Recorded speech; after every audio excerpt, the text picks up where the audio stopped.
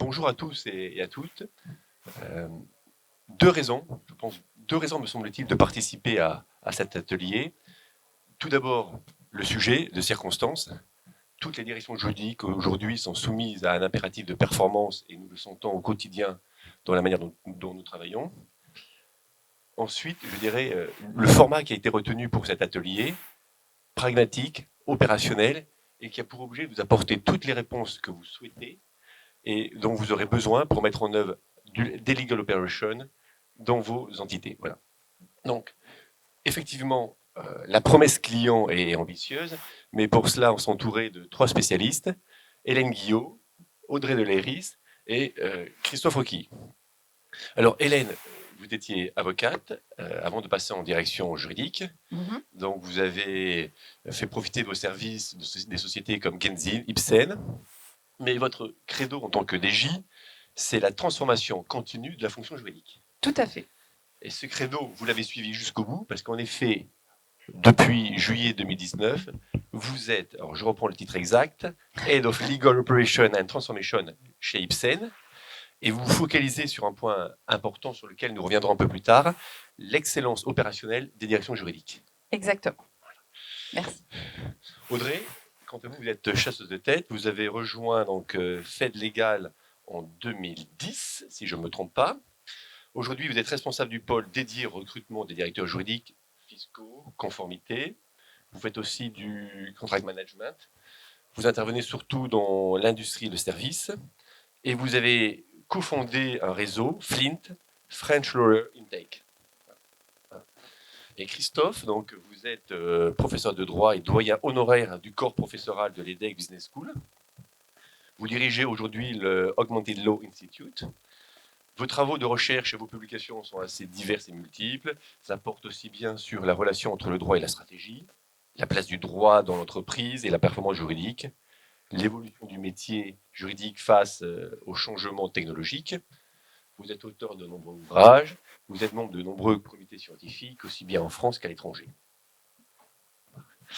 Quant à moi, donc, je suis Olivier Bélandrade, je suis co-responsable de la Factory du Cercle, directeur juridique à mes heures perdues, et je vais pour vous aujourd'hui modérer cet atelier que nous allons avoir ensemble pendant 1 heure. Je laisse les derniers s'installer avant que nous plongions dans le vif du sujet. Pour le coup, je vais me tourner vers Christophe. Christophe, avant d'échanger sur les missions, sur la valeur ajoutée, tous ces sujets qui nous intéressent pour les legal operations, j'aimerais bien que vous nous présentiez en quelques mots ce que sont les legal operations. Bonjour à toutes et à tous, vous m'entendez bien? Ravi d'être parmi vous, merci pour cette présentation Olivier. Donc j'ai le redoutable privilège de commencer cet atelier en espérant être un peu meilleur que l'équipe de France hier en début de match. Mais bon, ça veut dire que le meilleur restera à venir après, donc c'est parfait. Donc peut-être partir d'un petit peu loin mais rapidement, mais ça vous le savez là encore toutes et tous.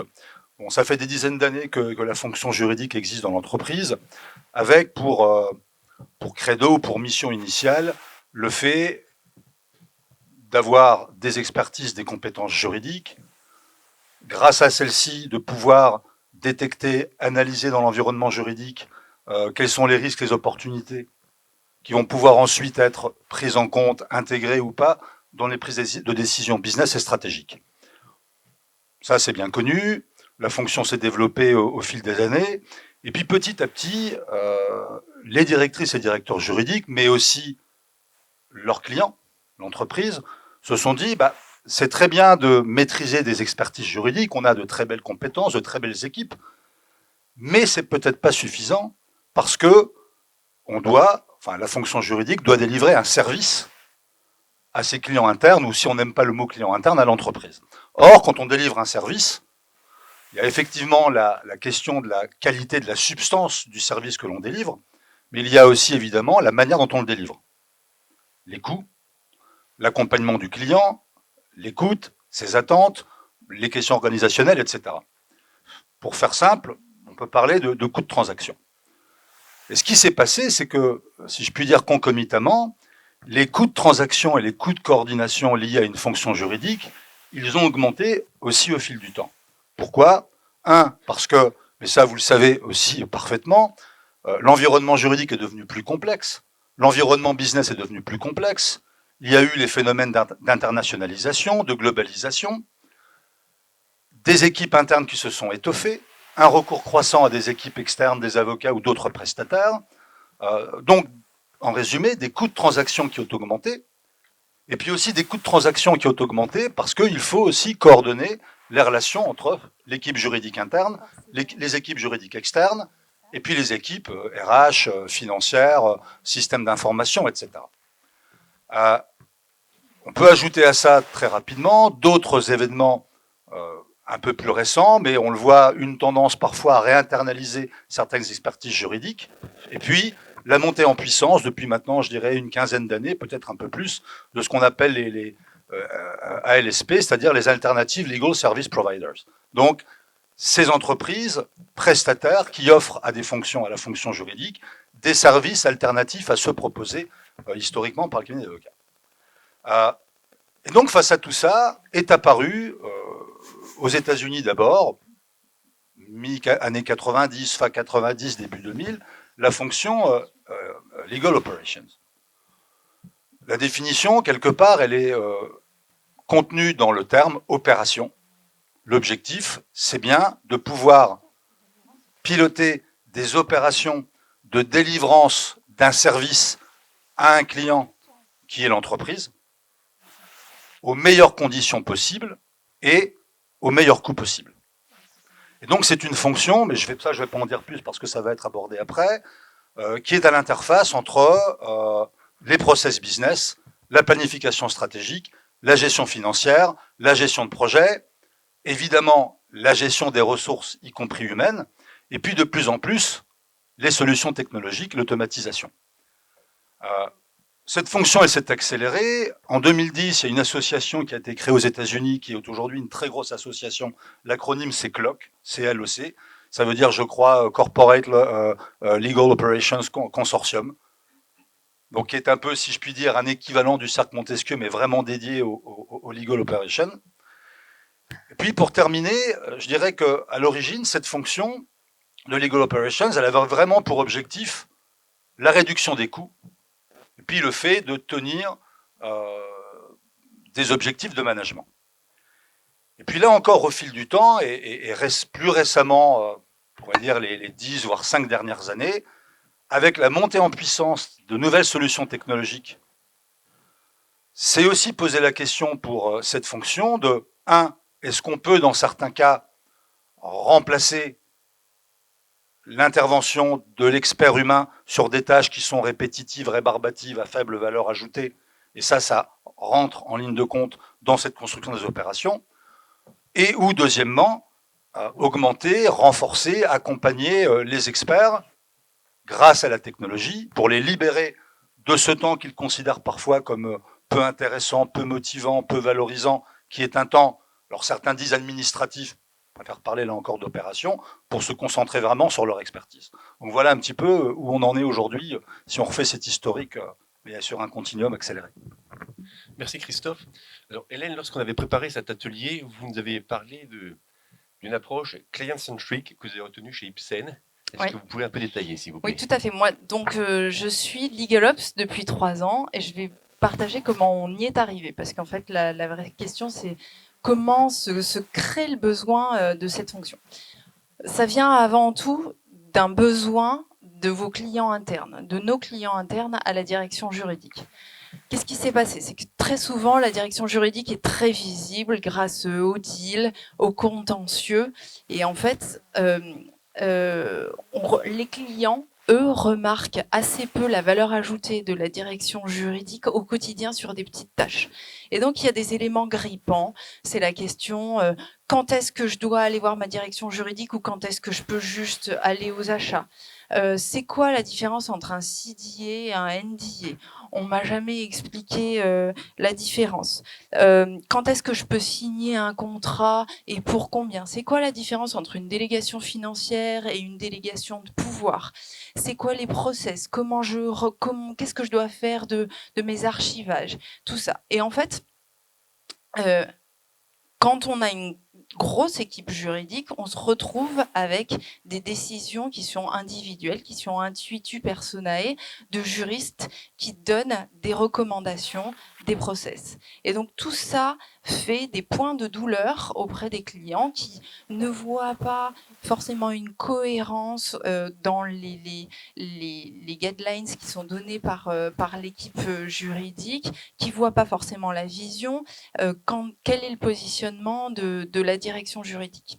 Et donc l'intérêt vraiment des Legal Ops, c'est de se dire, voilà, on veut que nos clients internes, ils soient intelligents, qu'ils puissent savoir comment faire un minimum dans leur quotidien pour assurer la sécurité de l'entreprise, mais qu'est-ce que la direction juridique a mis comme outil en place pour les amener à être intelligents et être un peu autonomes et à réfléchir et à savoir quoi faire. Et donc la manière dont moi je suis arrivée au Legal Ops, c'est de se dire comment je capitalise le temps de chacun des juristes de mon équipe et les informations qui sont données pour en faire quelque chose qui est cohérent avec la vision de l'entreprise, ce qu'on veut faire, la valeur ajoutée de la direction juridique, et puis pour qu'il y ait quelqu'un de dédié à ça, qui libère les autres juristes de la DJ de ce travail de structuration, de process et d'optimisation. Donc ça part vraiment d'un besoin des clients internes de l'entreprise. Ok. Maintenant qu'on voit un peu plus clair, est-ce que vous pourriez nous parler des missions et notamment les 5 piliers qu'on avait évoqués ensemble? Oui, alors on a 5 gros piliers, c'est-à-dire par quoi, en fait, sur quoi travaillent essentiellement les Legal Ops. La première chose, c'est une vision, c'est-à-dire vraiment se dire, la direction juridique, on a l'impression que toutes les directions juridiques se ressemblent, mais non, chacune doit définir son ADN. Quel est le curseur qu'on met entre sécuriser les actifs et être innovant? Si on va sur de l'innovation, quels sont les leviers sur lequel on veut travailler. Et donc, en fait, cette vision, déjà, elle est motivante pour les juristes, mais en plus, elle leur permet au quotidien de pouvoir gérer leurs priorités en disant éternellement les juristes se disent par quoi je commence. Non, j'ai mon directeur juridique qui m'a dit la vision c'est ça, donc ça m'aide à savoir comment je gère mes priorités. Et puis ça dit à tout le reste de l'entreprise à quoi on sert. Et franchement, parfois, c'est pas du luxe. Le deuxième pilier, c'est du contract management. Donc là, c'est vraiment la politique contractuelle de l'entreprise. Quand est-ce que la direction juridique est responsable? Quand est-ce qu'ils sont autonomes en tant qu'opérationnels? Comment on archive, etc. Le troisième pilier, c'est le knowledge management. Donc ça, c'est tout ce qui est vraiment la donnée dans l'entreprise, que ça soit la donnée des juristes, c'est-à-dire vraiment à quoi ils ont accès comme fonds documentaires, comment on s'assure que quand il y en a un à qui on paye une super formation hyper chère, il partage bien les informations avec les autres et que ça se répercute, comment la donnée qui est collectée et gérée dans le département juridique, elle soit correctement archivée, partagée, etc. Le quatrième pilier sur lequel on travaille, c'est la gestion des ressources. Donc la principale ressource, c'est évidemment les gens qui participent, qui sont dans la direction juridique, tout type de poste confondu. Donc comment on fait pour mettre les bonnes ressources? C'est-à-dire, est-ce que j'ai envie de faire monter en compétence quelqu'un pour qu'il soit mon référent sur un sujet, je sais pas, intelligence artificielle, et que je le fasse monter en compétence dans 4 ans, ça va être mon référent, ou est-ce que je décide de former un peu tout le monde pour que ça soit un actif diffus? Comment je fais pour que ces ressources-là, elles soient celles qu'il me faut pour mon entreprise ou pour ma structure sur ce qu'elle veut devenir dans les 5 ans à venir? Donc, et l'autre ressource, c'est évidemment la ressource budgétaire. C'est comment je fais pour gérer mon budget en fonction de ce qui m'est alloué, de mes priorités. Voilà. Donc ça, c'était le 4e pilier. Et le dernier pilier qui est important, c'est le digital. En fait, comment les directions juridiques s'adapte au juriste augmenté, le juriste 2.0, le data management, enfin la gouvernance de la donnée dans les structures. Voilà, il y a une vraie feuille de route de la digitalisation des directions juridiques qui a opéré avec le budget qui va derrière, les priorités, voilà. Et ça, c'est vraiment un travail en soi pour pas louper un virage qui est déjà pris hier, en fait. Merci beaucoup, Hélène. Christophe, je crois que vous vouliez rajouter un point sur la planification stratégique. Oui, alors, deux anecdotes très très rapides. La première, c'est que il y a maintenant des années, quand j'ai créé, ça devait être en 91, 92, donc bon, maintenant quelques années, le département juridique à l'EDEC, où à l'époque c'était à la fois un département d'enseignement, de recherche, mais aussi de conseil à la DG sur les affaires juridiques. On a séparé ça après et on a bien fait. On me dit, voilà Christophe, comment tu vois les choses? Est-ce que tu peux préparer un petit peu ta vision pour le COMEX de l'époque? Bon. Donc j'y vais, je présente mon truc, puis on me dit, mais ok, c'est bien, maintenant, est-ce que tu as fait une planification stratégique? J'arrivais de la fac de droit, la notion m'était un peu étrangère. Bon, ça c'est bon, première anecdote. Donc heureusement, j'ai des personnes à l'époque, encore aujourd'hui d'ailleurs, plus compétentes que moi sur la question, qui m'ont aidé et m'ont guidé. Deuxième anecdote, ça c'est beaucoup plus récent, une DJ qui me dit, DJ, une belle entreprise française, ah Christophe, faut vraiment qu'on se lance sur le digital, qu'est-ce que tu pourrais nous conseiller? Je dis, vous savez, moi je pense qu'il y a des gens plus compétents que moi, je peux vous donner les bonnes adresses, les bonnes coordonnées. Puis deuxièmement, mais vous avez envie de faire quoi? Pourquoi? C'est quoi votre problème? C'est quoi votre sujet? Et est-ce que vous êtes parti des bonnes questions? Et alors, vous l'évoquiez il y a quelques instants, est-ce que vous avez défini votre raison d'être, votre mission statement, c'est-à-dire qui vous êtes avant de définir ce que vous faites? Et deuxièmement, est-ce que vous avez défini, là encore ce que les anglo-américains appellent votre vision statement? C'est quoi?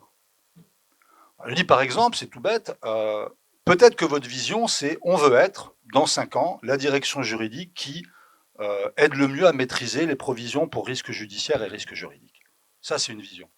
Voilà ce qu'on veut être. Ou la direction juridique qui aide le mieux l'entreprise à préserver et augmenter ses parts de marché.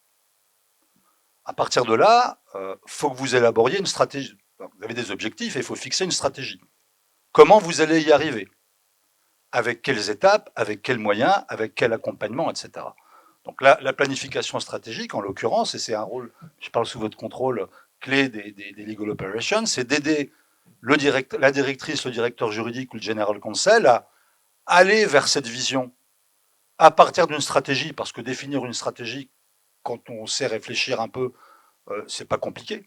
Par contre, la mise en œuvre, les étapes, les actions en fait, les opérations, les actions à mener, le suivi et mesurer les écarts et savoir où on en est, s'il faut pivoter, pas pivoter, parce que une stratégie, c'est aussi fait pour être changé éventuellement au fil du temps.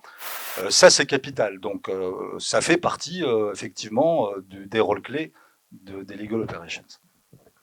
Merci Christophe. Bon, maintenant qu'on sait à peu près quelle est leur mission, moi, la question à laquelle j'aimerais bien avoir une réponse, c'est quelles sont les qualités requises, attendues des legal operations? Oui, c'est une très bonne question. Est-ce que vous m'entendez? Oui. C'est une très bonne question parce que c'est une fonction qui est quand même nouvelle. On le voit et il y a encore beaucoup de gens qui ne connaissent pas cette fonction. Donc, quand on décide de prendre quelqu'un dans son équipe en tant que LegalOps, qui est-ce qu'on va nommer ou qui est-ce qu'on va recruter? Une première chose à savoir, c'est qu'aujourd'hui, il n'y a pas de compétences techniques, il n'y a pas de formation en fait qui existe aujourd'hui sur ces fonctions-là. Et c'est vraiment un métier de soft skills. Pour ma part, ça me fait penser au métier de contract manager il y a quelques années, où en fait chacun venait avec son expérience, soit de l'ingénierie, soit de l'achat, soit de la finance, soit de la juridique, et avec de très très fortes qualités de savoir-être qui leur ont permis du coup d'arriver à ce poste de contract manager. Ça me fait vraiment penser aujourd'hui au LegalOps qui justement c'est quelqu'un qui a un vécu particulier dans l'entreprise, un vécu particulier en tant que juriste, ça c'est vraiment très important. Il faut savoir ce que c'est d'être juriste dans une entreprise avant d'être LegalOps. Je vois quelques têtes qui hochent pour le coup. On voit quand même fleurir sur Internet quelques annonces avec justement des LegalOps juristes débutants, ce qui à mon sens est une très très grosse erreur. Ça veut dire qu'on confie les clés à quelqu'un qui est débutant, qui sort de la fac de droit, quelqu'un qui va organiser toute la direction juridique, qui va prendre les process, etc. Parce que quand on est débutant, je pense qu'on s'en souvient tous, voilà, on n'y connaît pas grand-chose. Donc il faut vraiment prendre quelqu'un qui va être expérimenté et qui va avoir vraiment donc, ce vécu de juriste, ce vécu juridique. Et ça, c'est vraiment primordial.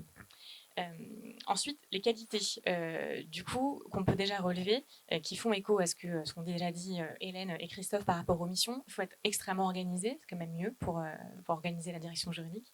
Avoir le sens du détail, être assez perfectionniste, être curieux, avoir vraiment force de proposition très importante, donc proposer des choses au directeur juridique, proposer des choses aux juristes de l'équipe, avoir une grande passion pour les process, c'est quand même aussi beaucoup mieux, avoir une forte appétence pour l'informatique, tout ce qui est outils. Si évidemment la personne en question que vous souhaitez nommer LegalOps dans votre équipe déteste l'informatique et ne sait pas trop servir des legal techs, ça ne va pas marcher. Donc je vous encourage à choisir une autre personne. Et aussi avoir un excellent relationnel. Ça, c'est vraiment très important, puisque cette personne, comme le disait Hélène, va faire le lien aussi avec beaucoup d'équipes différentes dans l'entreprise, mais aussi les juristes au sein même de l'équipe. Donc ça, c'est vraiment quelque chose d'extrêmement important. Aussi, une erreur que je remarque déjà aussi, c'est d'assimiler le poste de LegalOps à un assistant juridique ou une assistante juridique. Très grosse erreur. Là aussi, je vois quelques têtes qui hochent pour le coup. Ça paraît évident et pourtant, sur les sites d'annonces, on voit certaines offres où il est indiqué paralégal/LegalOps. Où j'ai eu un candidat récemment qui était en procès chez un client et qui m'a dit finalement, ça ne va pas le faire puisque en fait, je suis trop expérimentée. On va plutôt s'orienter vers un profil de paralégal.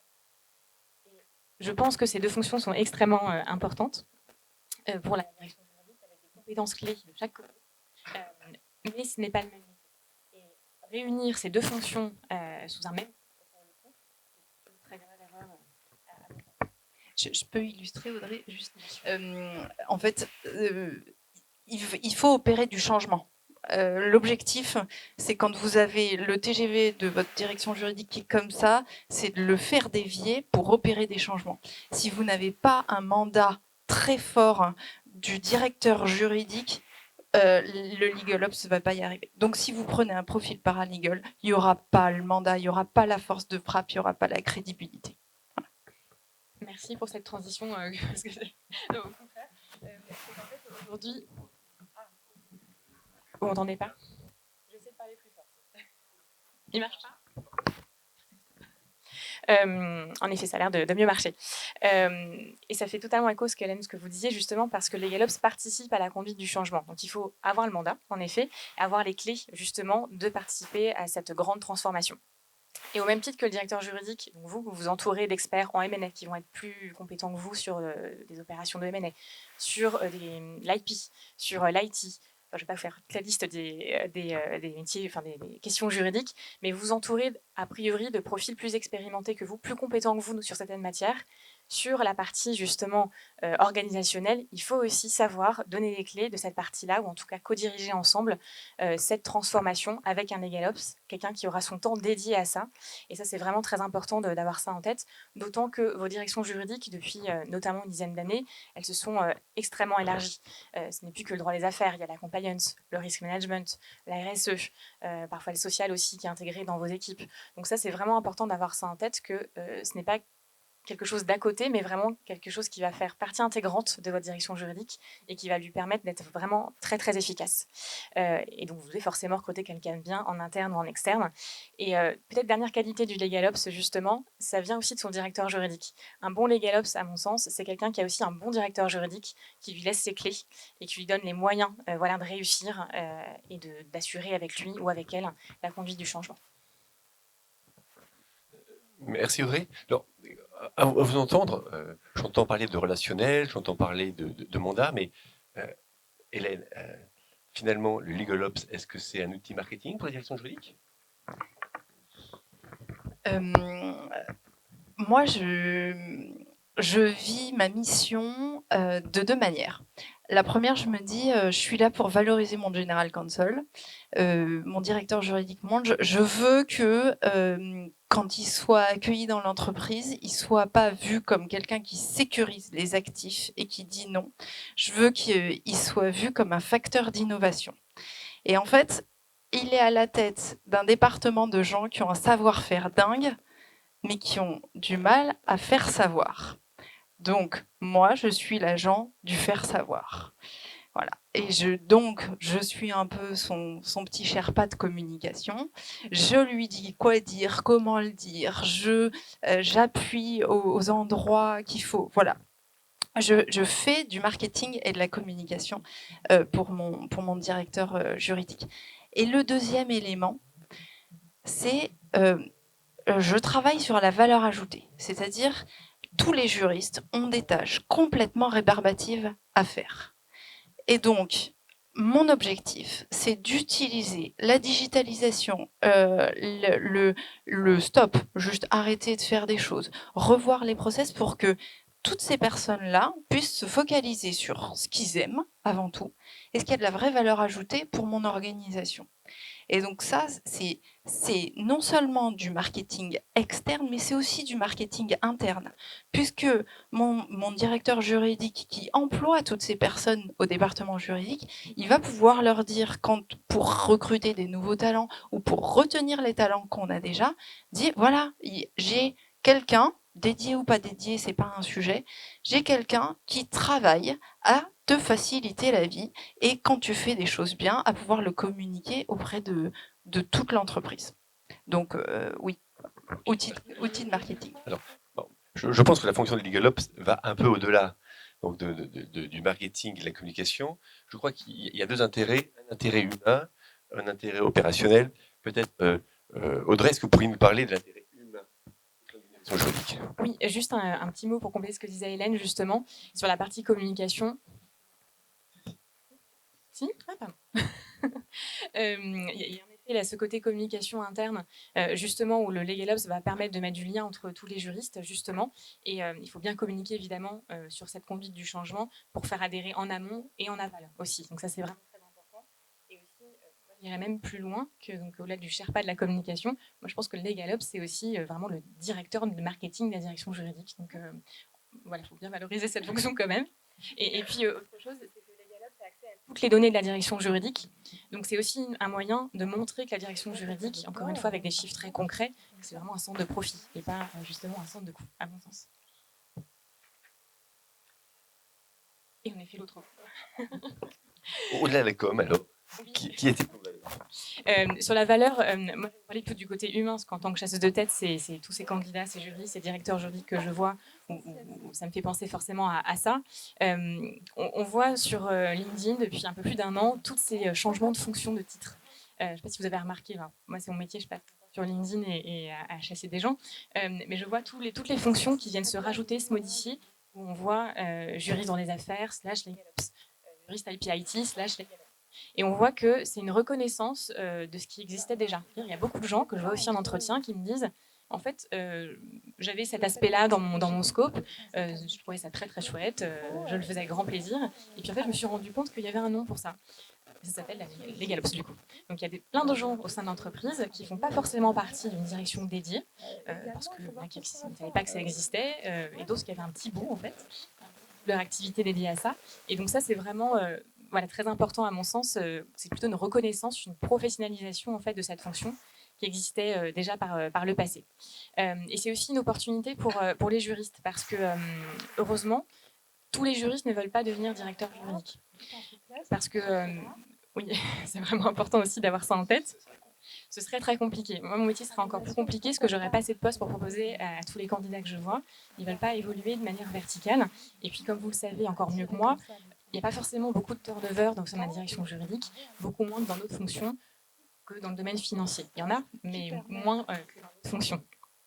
Donc, ça permet d'être LegalOps, de mettre en exergue certaines qualités d'un juriste qui n'a pas forcément envie de manager une grosse équipe, qui n'a pas forcément envie de devenir ultra expert d'un métier en particulier, mais qui a envie de développer, par exemple, des fonctions liées à son appétence pour l'informatique, pour les process, etc. Et juste une petite rapidement, j'ai une candidate que j'avais vue justement en entretien, est juriste en IP-IT dans un grand groupe et qui, en fait, un peu toute seule dans son coin, c'est hyper compliqué. Les commerciaux ne comprennent pas forcément ce que je raconte, ils n'ont pas envie de m'écouter. Donc, elle a transformé elle-même en fait, ses contrats, un peu de legal design. Elle a fait un petit peu son petit truc dans son coin. Ça a vraiment bien marché. Et puis, donc, elle en a quand même parlé à sa direction juridique. C'est super, elle a dû former en fait, ses collègues différentes au sein de son équipe pour toute la partie Legal Operations. Donc ça, je trouve ça vraiment très chouette. Et point aussi important, utiliser un mot que j'ai entendu, donc je le cite, être LegalOps, c'est pas une voie de garage, pardonnez-moi l'expression, mais je l'ai entendu, donc ça m'a un petit peu choqué. C'est pas parce qu'on a quelqu'un dont on ne veut plus dans son on va dire ça, on va le mettre en tant que LegalOps. Si vous voulez mettre quelqu'un un petit peu de côté, s'en séparer, premier conseil. Et deuxième chose, pour un poste de LegalOps, vraiment quelqu'un de clé qui a des vraies compétences et au contraire c'est quelqu'un qui va permettre de mettre en lumière la direction juridique. Donc il faut vraiment avoir quelqu'un de confiance sur cette fonction-là. Donc ce serait à mon sens un vrai débouché pour le juriste et la direction juridique. Juste un point, Audrey mentionnait le legal design, juste pour ceux qui ne connaissent pas, c'est un outil tellement puissant, c'est faire passer quelque chose qui nécessiterait 2 pages de mots en Word par juste un visuel. C'est très très très chouette. La question qui m'est posée, c'est quel est le sens du LegalOps? Pour moi, c'est l'excellence opérationnelle. C'est vraiment comment on a le plus d'impact en mettant le moins d'énergie. C'est-à-dire, est-ce qu'on décide d'être un papillon ou est-ce qu'on reste la direction juridique qui est un éléphant? Et donc, comment on fait pour être ce papillon avec le moins d'action, avoir le plus d'impact? 3 façons pour moi d'avoir de l'impact. Interne à la direction juridique, interne à la structure et externe dans l'environnement. Premier, c'est en interne dans le département juridique. Comment l'impact qu'on peut avoir, c'est casser les silos, partager les savoirs, aller chercher de la cohérence et la motivation au sein du département juridique. En interne, dans votre structure, vous avez toujours des fonctions cousines avec lesquelles vous ne communiquez pas très bien. Les achats, la compliance, la finance, l'IT, enfin, tout le monde a des fonctions où on hérite d'un historique. Comment on fait pour avoir le même champ lexical, les mêmes nomenclatures, se coordonner sur les priorités, avoir des processus qui sont un minimum cohérents? Bon, bah ça, c'est le travail du LegalOps. Parce que personne, en fait, tous les juristes sont tellement focalisés sur délivrer qu'en fait, qui prend cette tâche de prendre un pas de recul et se dire ok, je vais discuter avec toutes les autres fonctions cousines pour trouver quelque chose d'un peu intelligent et d'un peu efficace. Et le troisième impact fort de cette excellence opérationnelle, c'est l'extérieur. C'est quelqu'un qui prend le temps d'aller voir ce qui se fait dans l'environnement. C'est quoi les legal tech, les nouveautés? C'est quoi les nouveaux profils? C'est quoi ce qui attire les nouveaux juristes, les juristes plus expérimentés? Comment on va chercher ce second souffle? Comment on fait pour avoir toujours un coup d'avance à la direction juridique? Voilà, on a besoin de quelqu'un qui aille se nourrir de l'extérieur. Et pour moi, voilà, l'impact du legal operation, c'est d'aller chercher cette excellence opérationnelle. Merci Hélène. On a parlé des missions, on a parlé des qualités. Moi, j'aimerais bien un peu avoir votre avis sur les enjeux, les perspectives qui sont autour de ce legal operation. Alors, déjà, pour rebondir très vite, mais je vais être très bref, des points clés qui ont été abordés sur l'importance de la gestion du changement. Effectivement. Et ça demande des compétences particulières. Ça ne se décrète pas.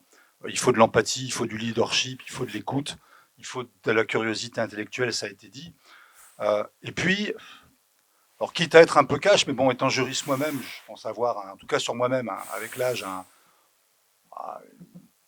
je me connais, on va dire, c'est que, et ça a été démontré par plein de travaux, plus on est sur des métiers d'expertise très verticaux, plus ou moins les gens aiment être bousculés. Bon. Or, vous l'avez dit, la gestion du changement, c'est accepter d'être bousculé. Et accepter aussi la différence. C'est-à-dire que je pense que l'erreur à ne pas faire quand on veut développer une équipe LegalOps, c'est de n'avoir que des juristes dans son équipe. Tout le monde n'est pas décathlonien.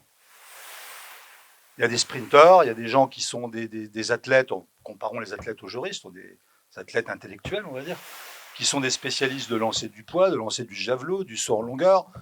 Décathloniens, il n'y en a pas beaucoup. Et puis même chez les décathloniens, ils vont trouver chacun sur les disciplines respectives du décathlon bien meilleurs qu'eux. Donc, un des enjeux, c'est l'inclusion, la diversité. Et comme un autre enjeu demain de la fonction, ça va être la data, puisqu'il y a de plus en plus de données à traiter, et en particulier, plus votre direction juridique va être de taille importante, plus il y aura de la donnée à traiter, plus il faut faire du business intelligence, traiter des données internes, externes, etc. Ça ne s'improvise pas, ça demande une appétence particulière pour ça. Donc, se dire, je vais avoir besoin dans mon équipe, et peut-être même en tant que patron des Legal Operations, de recruter des ingénieurs, des data scientists, des personnes avec un profil plus business, qui peuvent venir, pourquoi pas, du monde des consultants en stratégie, avec vraiment une vision globale. Et c'est pas reconnaître que le juriste a ses limites. C'est juste dire, peut-être que là, on a besoin de profils différents, parce que trouver des juristes, c'est pas mon cas en tout cas, à la fois experts de leur domaine, qui se débrouillent bien avec la data. C'est-à-dire, c'est pas seulement aller chercher les bonnes solutions, les comprendre, c'est être capable de mettre ensuite d'orchestrer tout ça. D'avoir une vraie appétence pour le business, de faire de la gestion financière, etc., etc. Je pense qu'il doit y en avoir dans cette salle. Il n'y en a quand même pas tant que ça. Donc, Hélène l'a dit, ça peut être évidemment une évolution de carrière et monter en compétences des juristes, mais ça peut être aussi aller chercher des compétences complémentaires. Et je pense que, désolé si j'enfonce une porte ouverte, comme on dit, que plus on va intégrer dans une équipe juridique, mais c'est vrai en cabinet aussi, des profils nouveaux, qui ne sont pas forcément des profils juridiques, plus on s'enrichit. Et alors, complètement d'accord avec toi, Audrey, si dans des DJ, on dit ou on pense que Legal Operations, c'est la voie de garage, là, c'est le Moyen-Âge. Hein. Enfin, en tout cas, c'est pas la Renaissance, ça, c'est certain. Troisième tendance, c'est que, et on l'a dit, c'est vraiment être à l'écoute, à l'affût de ce qui est en train d'émerger sur le marché en termes de solutions et voir comment on va être capable de les intégrer pour piloter justement cette activité de la direction juridique. Ce qui a été dit aussi, donc j'y reviens mais très rapidement, c'est être tourné vers les résultats, être capable d'avoir les bons indicateurs, et je sais que cette différence elle est chère à Olivier Chaduteau, cette différence entre indicateur d'activité et indicateur de performance, c'est pas la même chose. Et je pense qu'un directeur général ou une directrice générale ou un COMEX, en général, il n'en a rien à faire de savoir si on traite 100, 200, 2000, 5000 contrats. Qu'est-ce qu'on en a à faire? En revanche, ça veut dire quoi? Le volume d'affaires, il a augmenté, on a plus de fournisseurs, plus de clients, enfin, qu'est-ce qu'on fait de cette donnée? Dernière chose, je pense que dans les tendances qu'on commence à voir sur le marché aujourd'hui, alors là, plus côté cabinet, au pluriel, c'est soit une stratégie d'intégration, c'est-à-dire qu'on voit aujourd'hui des acteurs qui arrivent sur le marché avec des offres intégrées. On vous apporte, à vous, direction juridique, éventuellement le soutien externe en expertise juridique complémentaire. On vous amène les solutions technologiques et on vous amène aussi l'aide sur vos opérations. Ça, c'est l'offre globale. Et certains cabinets, alors ce sont plutôt des gros, sont en train de le faire. D'autres se disent, nous, on ne veut pas faire de croissance interne là-dessus, on va chasser en meute, on va faire du partenariat, et on amène éventuellement à la direction juridique ces solutions globales. Dernier point, je vérifiais ça hier soir, la dernière étude qu'a fait Clock sur les tendances majeures aujourd'hui des legal operations. Alors là, on parle des États-Unis, donc les tailles de DJ ne sont pas forcément les mêmes. Mais la moyenne aujourd'hui des équipes en legal ops, c'est 7 équivalents temps plein. Et sur les 7 équivalents temps plein, à peu près 50% de juristes, 50% de non-juristes. Ça peut être aussi, et ça a été dit, pour un juriste, qui aurait envie de faire autre chose, qu'on a marre de faire du droit, qui voudrait aller plus vers le business, s'il a le profil pour ça et s'il travaille ses compétences, la possibilité de pivoter, d'aller vers d'autres métiers, pourquoi pas d'aller vers le business development. Je pense que c'est une chance formidable pour tous les juristes, parce que ça crée de nouveaux métiers et ça enrichit le portefeuille de compétences. Hélène, votre avis sur la question, les enjeux, les perspectives.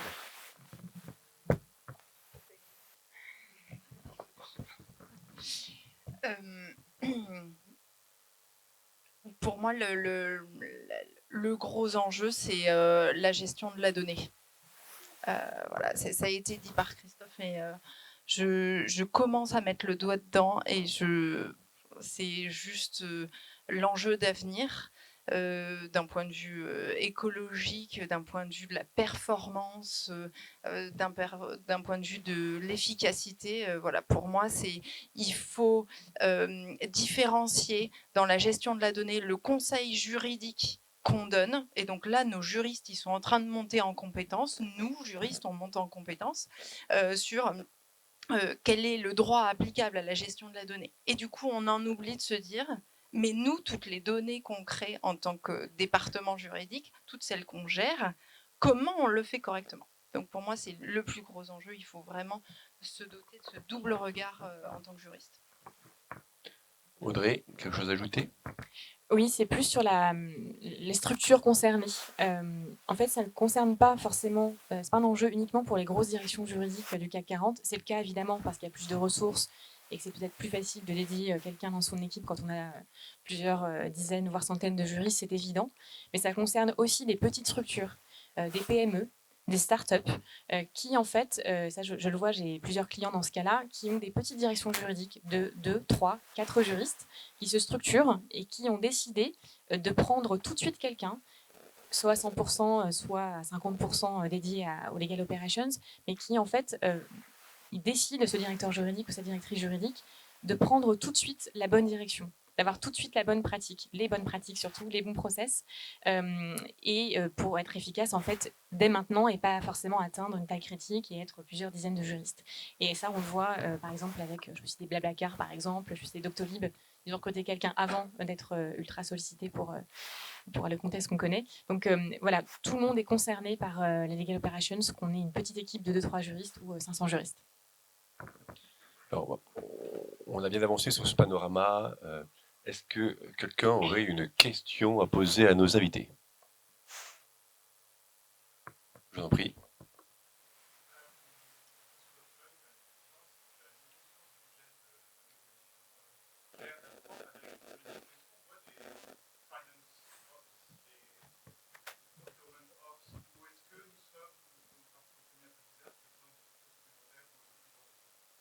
Alors moi, j'ai plein de petits amis chez Ipsen. Et en effet, j'ai des équivalents achat, finance, IT et compliance. C'est vraiment les 5 qui se structurent beaucoup sur ce sujet. Et on travaille hyper bien ensemble parce que justement, on amène de la cohérence. C'est plus simple depuis que j'ai des petits amis que quand j'étais toute seule. Une autre question? Je vous en prie.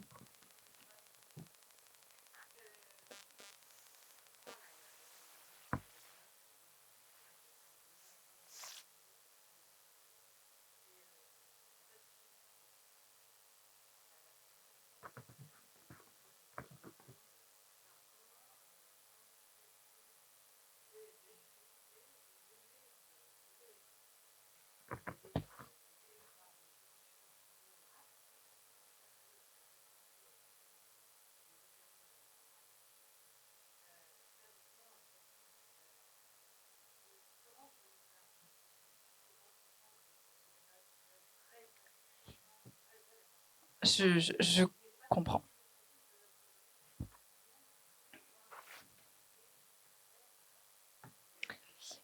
Pour moi, il faut partir du... Ouais, je comprends très bien. En fait, il faut partir des points de douleur. C'est-à-dire, on n'est pas obligé d'avoir un legal ops. On peut tout à fait commencer juste par une chose toute bête. La première chose par laquelle j'ai commencé, pour donner un exemple, c'est d'interfacer sur notre intranet l'org chart du juridique, de l'interfacer avec notre outil RH. Ce qui fait qu'en fait, je vais plus avoir besoin, je vais arrêter d'avoir un org chart qui est éternellement pas à jour. Et en fait, c'est tout bête, hein. Ça m'a pris une journée pour faire ça avec l'IT, et désormais, mon org chart est toujours à jour. Et en fait, tout simplement, j'ai répondu à un besoin des opérationnels qui disait je n'arrive jamais à trouver quel est le bon correspondant. Et en fait, vous pouvez tirer en fait, cette pelote-là, de vous dire, il y a quelqu'un de votre équipe, donc pour répondre à votre sujet de coût, ça n'est pas quelqu'un de dédié, c'est quelqu'un de votre équipe qui prend un point de douleur, qui le tire, qui trouve une solution, qui l'implémente. Et puis si ça marche, ça fera des petits. Autre chose, vous avez aussi des très bons acteurs, des prestataires de services, il y en a dans cette salle, qui travaillent en legal ops. Et donc vous pouvez aussi sortir des enveloppes budgétaires pour dire j'ai un problème, j'ai des experts sur le marché qui vont m'apporter des solutions. Et donc vous pouvez faire comme ça sans créer un poste dédié. Voilà.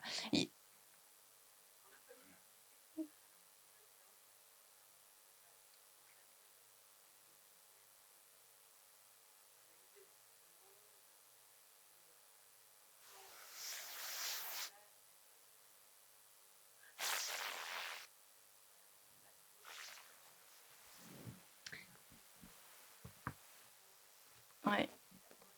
Il faut commencer par un diagnostic.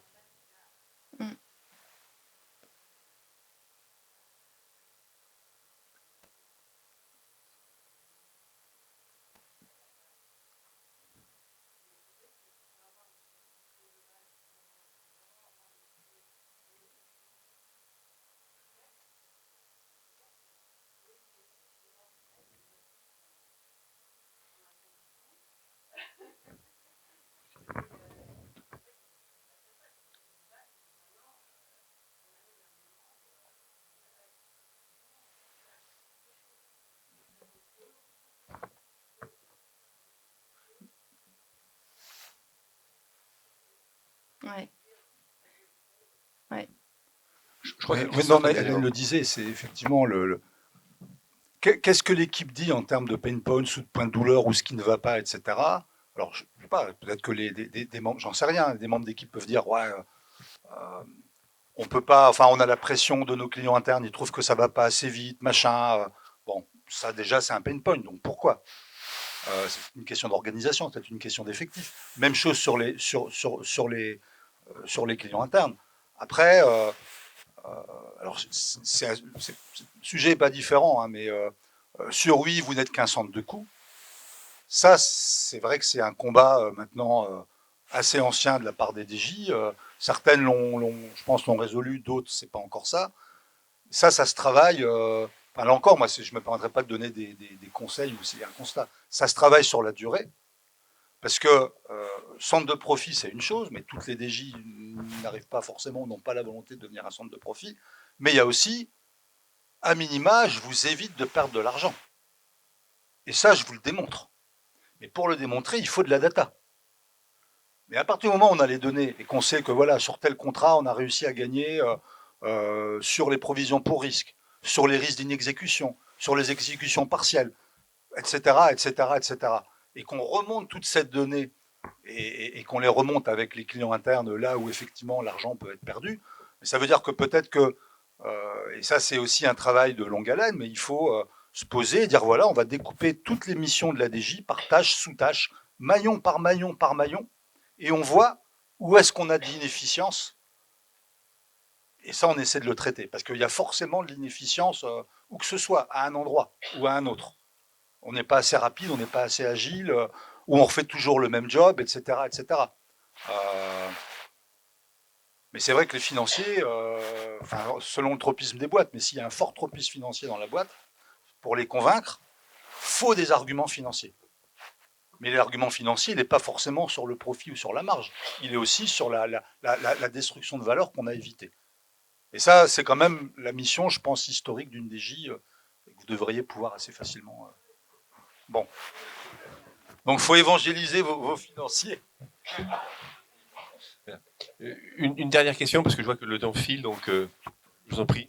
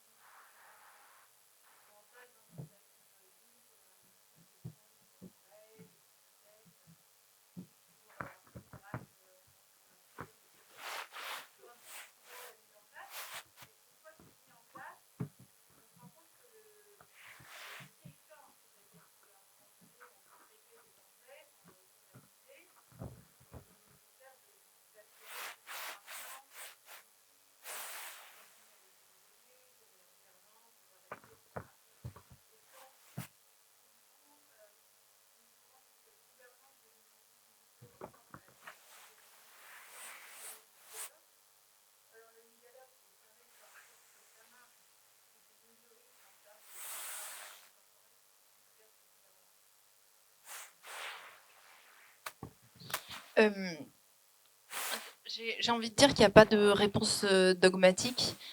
Moi, de ma propre expérience, j'ai décidé de garder chez moi le pôle de contract management. Donc, dans mon équipe, il y a tous les administrateurs des plateformes de contract management, alors que par contre, je suis un co-gérant, je suis plutôt un consultant interne de l'équipe corporate ou de l'équipe brevet, qui sont maîtres de leurs propres solutions et qui ont fait des réunions régulières pour on vérifie comment ça s'optimise, comment on fait la maintenance, quelle est la bonne gouvernance à opérer.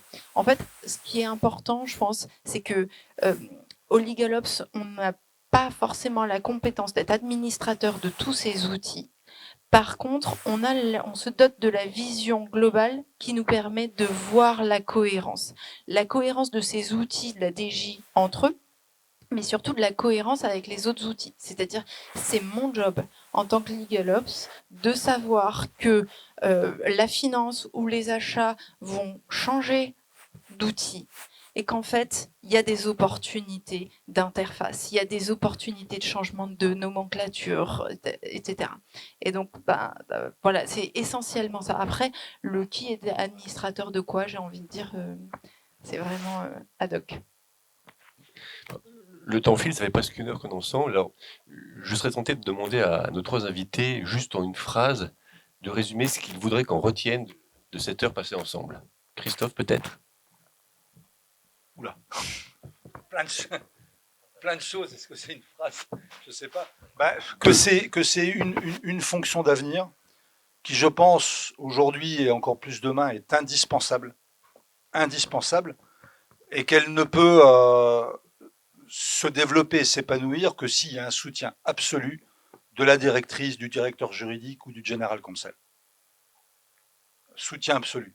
Parce que les LegalOps vont lui simplifier la vie considérablement et lui amener peut-être dans certains cas les métriques et les démonstrations de réussite et de contribution à la valeur que la patronne ou le patron du droit n'arrivait pas à avoir tout seul.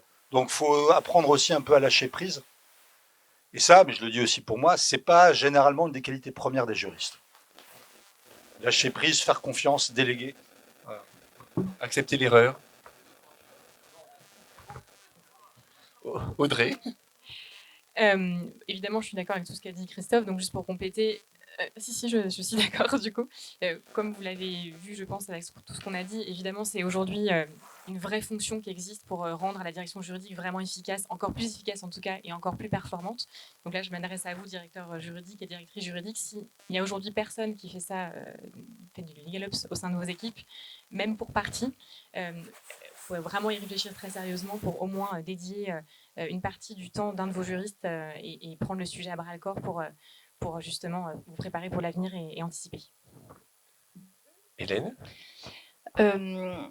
Pour moi, ce qui est important, c'est la focale.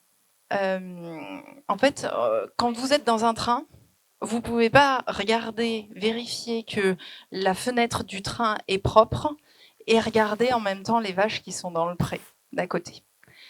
C'est pas possible. Il faut changer de focale. C'est-à-dire, moi, en tant que juriste, je suis dévouée à mon business, à mes clients. Je suis focalisée là-dessus. Réfléchir à la structure, à l'excellence opérationnelle, à l'avenir d'une direction juridique, c'est une autre focale. Il faut faire cet exercice-là de se dire, pouf, je regarde autrement.